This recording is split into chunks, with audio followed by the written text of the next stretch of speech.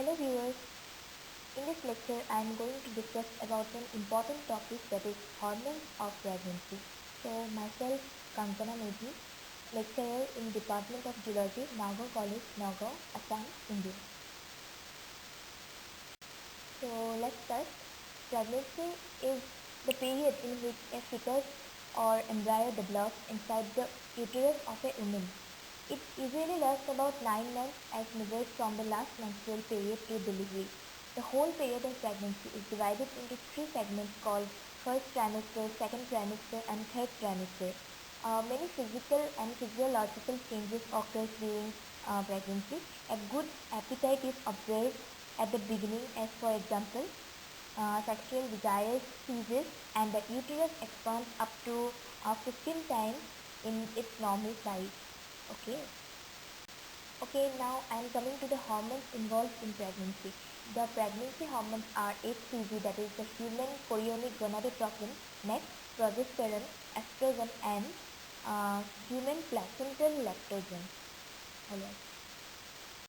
So HCG, the human chorionic gonadotropin hormone, is called the announcer of pregnancy because it is present only in a pregnant woman and detected in the urine. So it is produced by trophoblast cells of the growing embryo. So trophoblast cells are nothing but the outermost layer of cells in the growing embryo. And HCG stimulates corpus luteum to produce progesterone and estrogen. And HCG is also responsible for morning sickness, which is nothing but a symptom like vomiting. Okay. So now I am coming to progesterone, which is secreted by corpus luteum during the first few weeks of pregnancy, and later it is secreted by placenta. It increases blood flow to the endometrium. It stimulates glands of endometrium to produce nutrients to sustain the early embryo. It also maintains pregnancy by stimulating the endometrium to grow and become thick, and it prevents uterine muscle contraction until the onset of labor.